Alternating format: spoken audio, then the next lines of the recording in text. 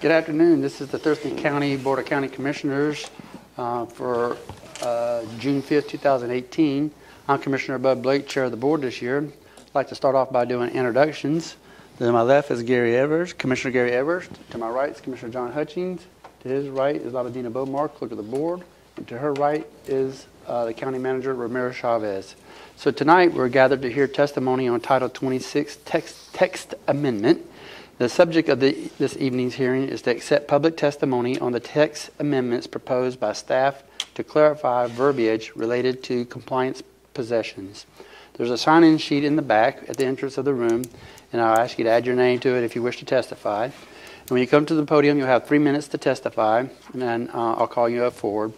We want to hear your name, your first and last name, and where you're from, and generally in the county for the record, for Labadina's purposes. And so with that in mind, I'll just ask staff to come forward, and that will be, who's the staff? Oh, there he is. I didn't see him there. Yeah. Okay, he's behind the podium there. We have Craig Challam. He's going to give some background on the Title 26 text amendments. And with that, I'll open up the public hearing. Good evening, Commissioners. Thank you. Just for the record, my name is Craig Challam. I am the Compliance Unit Supervisor for the Community the Community Planning and Economic Development Center here at Building 2. This evening is to review the proposed amendments that we've been working on for about the last year. The Title 26 was approved in February of 2016, and since that time, staff has had an opportunity to work with the public, review some of our processes, and thought there might be time to make some changes. Most of the changes, or many of the changes I should say, are typographical. There's some numbering corrections. We've made it consistent and changed the former name of Resource Stewardship to our current name. We have also increased code referencing within the code itself, making it easier to read. There's more cross-references. We have also increased accountability. By demonstrating who makes decisions and also the process that people can expect. We have, there are a few things that are more notable that I would like to touch on. At the beginning of the Title 26 is the purpose section. We have added a paragraph or a subsection to the purpose stating that we recognize that there are limitations in the community. We want to work with people. We have much better success with collaborative compliance. And so we've added a statement basically to that effect right up front.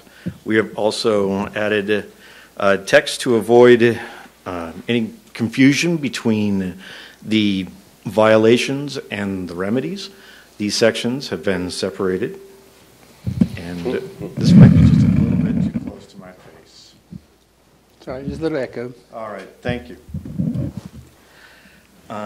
Some of the verbiage that you mentioned that's been changed are things like there was terms just used willy-nilly throughout: illegal, unlawful, violation, violator. We just picked one, went with that throughout the document. That when a property is in violation, we just go ahead and state that. Also changed order to notice. Not everything is what, when people think of an order like a court order, that is not necessarily what it is. We basically put folks on notice, and so wanted to make sure that that was clear in the code as well. We put a limitation on the civil penalties that may be assessed in the very rare occasion to 30 days, so that it's a fast-paced division of the Community Planning and Economic Development Department, and so we basically want to make sure that people understand that this isn't just something that just keeps on ticking away, and also so we can remind ourselves and keep these things as a priority.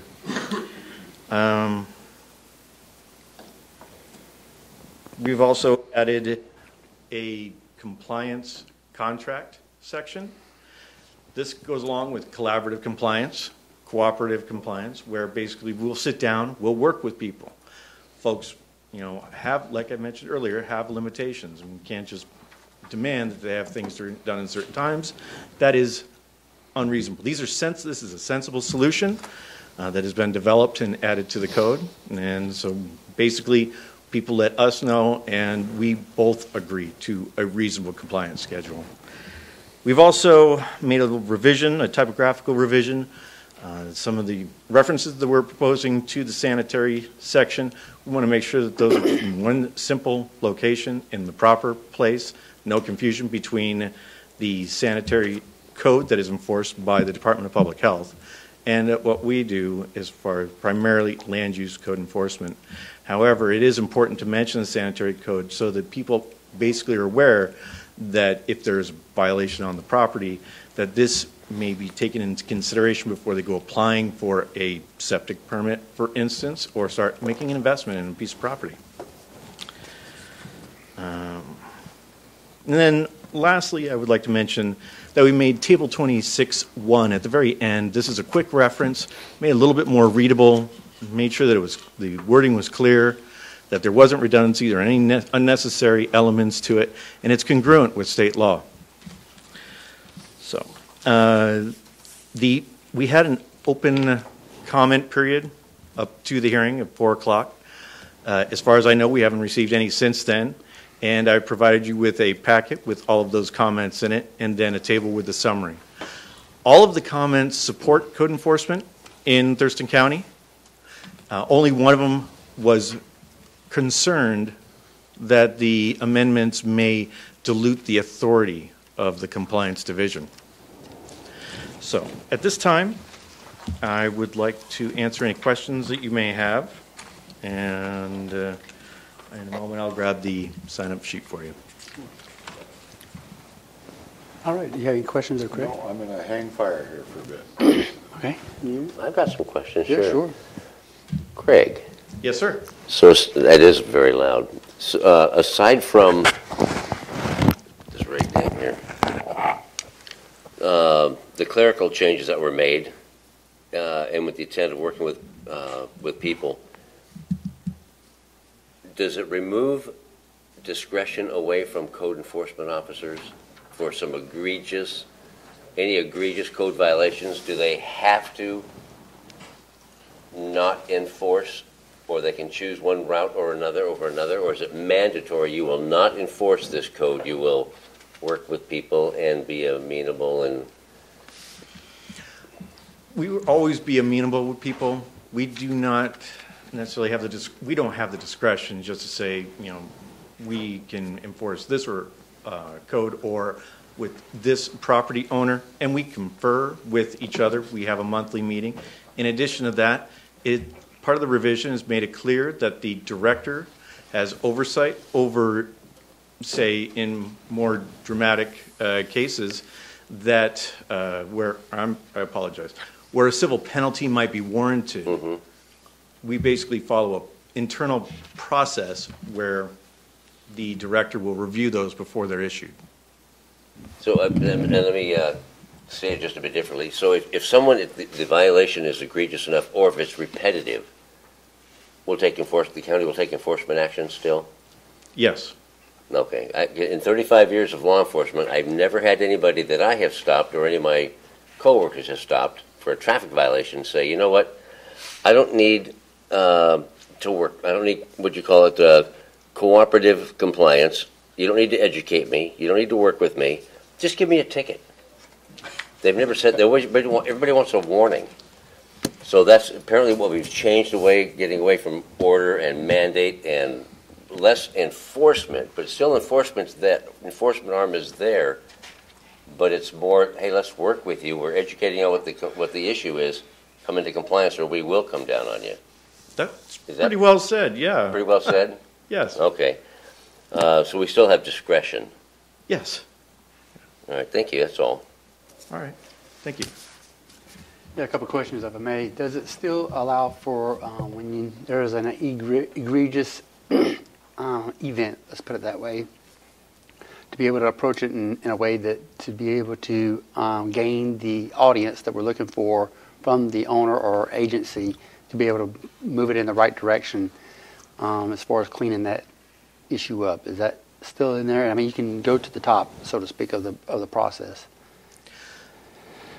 You're saying like the discretion being as you phrase it, or just going straight to a civil penalty in, Yeah, if there's 5 oil tankers on a 1 acre property leaking oil. and they're just, In that scenario, I know it's all scenario driven.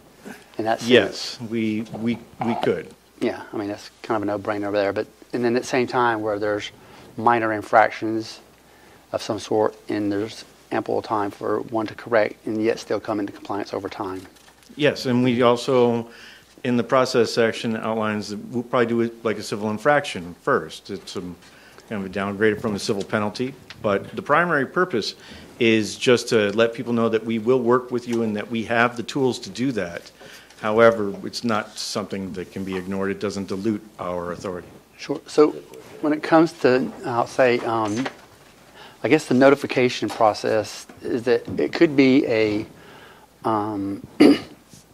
another neighbor or another person that kind of reports it in. Is that how one way? Kind of give me an idea of how you come about knowing that there's a egregious act or some issue.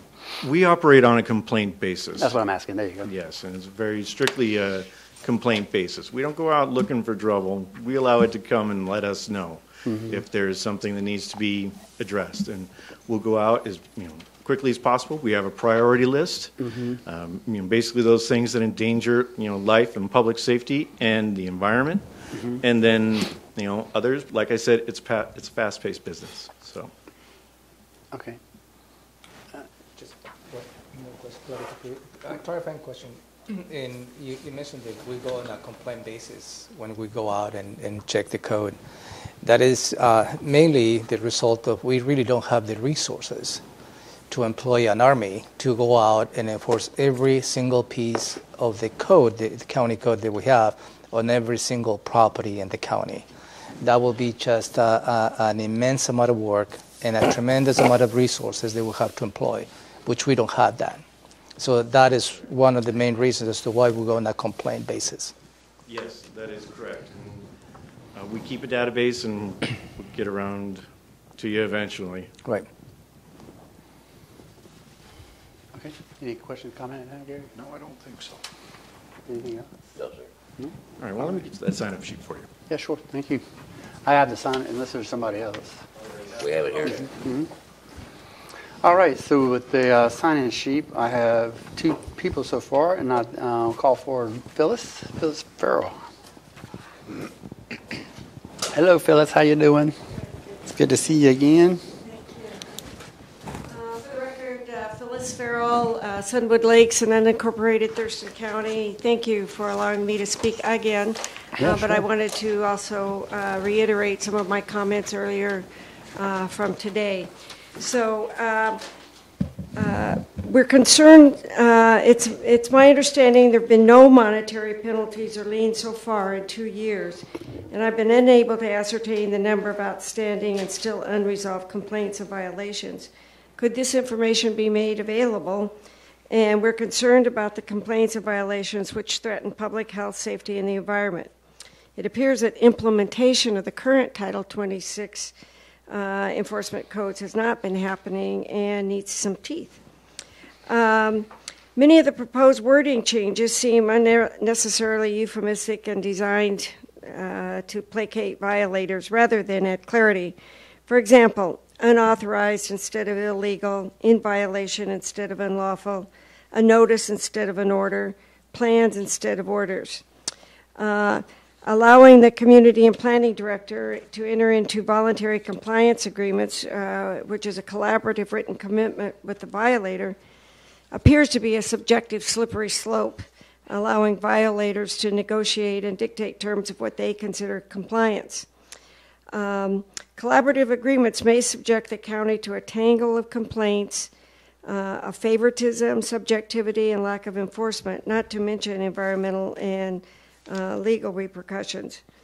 I would also like to mention that it appears the county needs to provide additional resources to investigate complaints, monitor and review, and implement the enforcement process and follow each case to conclusion, which may include collection of monetary penalties or lien placements. Could these funds collected be routed to an account established for the county's costs of abatement, monitoring, and enforcement duties of a current staff.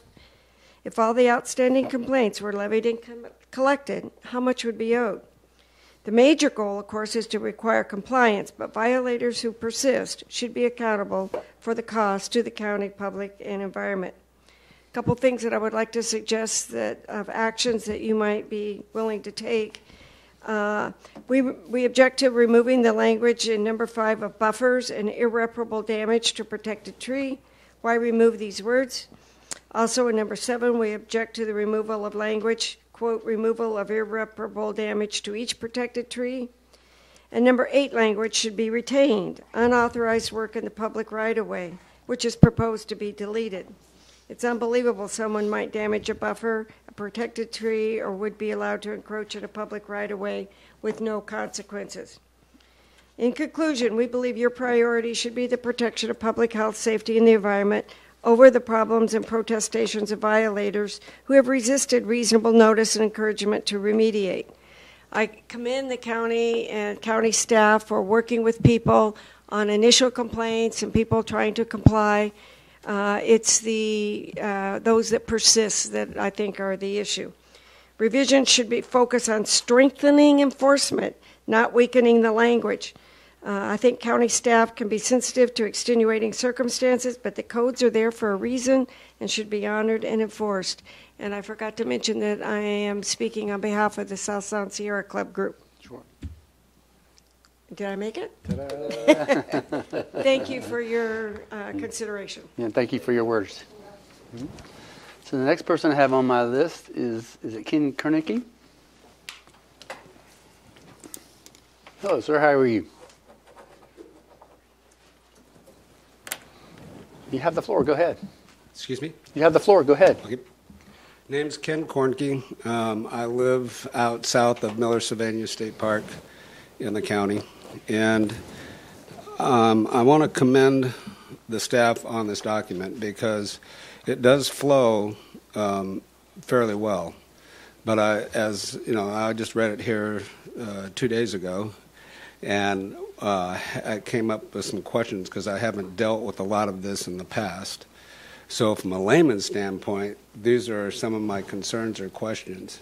Okay. It would be helpful to have an appendix with an outline of the process and how it goes from beginning to end. Not a detailed outline, but one that would help all involved to understand at a glance rather than having to read the entire chapter and draw their own conclusions as to what the process is. That's good. I mean, it wouldn't have to be in-depth, but a step-by-step, because, as I'll point out here in a minute, they've done a very good job of referring back to something else that has been already stated rather than saying it again, but I found one that it didn't refer back, and so I had to go read back, and one sentence or so would have helped with the document.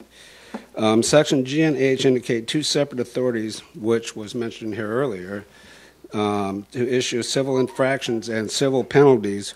While coordination between these two entities probably takes place, a statement indicating that it will take place would help all parties concerned, and that was what the sanitary and the planning department here, the two, because they both can impose civil penalties. And I'm sure they're talking to each other, but it kind of makes it seem like they're just two separate and they're not talking with each other. Calculations of penalties and damages. Section A indicates each violation of a provision of a section of Thurston County Code is listed in 2605010. TCC is a separate offense. Is a separate offense. And Section B indicates each day in which a violation is a remedy is a separate and distinct violation offense at the discretion of the director. Now, daily notice is not required. This section seems to imply that violations are recurring on a day-by-day basis. For clarity, it may help to state each day or occurrence rather than day by day, because it may not be today and tomorrow and the next day. It may be today and next week. So that's just the way that I read it. Section D indicates civil penalties for violations of the Thurston County Code shall be assessed at a maximum of 30 days per violation. I wasn't quite sure what that means. After 30 days, they're not going to be penalized anymore? So what takes... Go ahead, we want to hear the rest of your thoughts. Go ahead, sir. Yeah, what takes place after the violation continue after 30 days? I mean, he had indicated that 30 days when you spoke, and it didn't make sense to me that if somebody's still in violation, why are they not still being penalized? So are civil penalties assessed for each violation occurring each day or occurrence, or is one set amount for the overall? Unless, in other words, if you have 5 things that are in violation, safety, sanitary, well, whatever, are they assessed a penalty for each one, or is it just one total violation?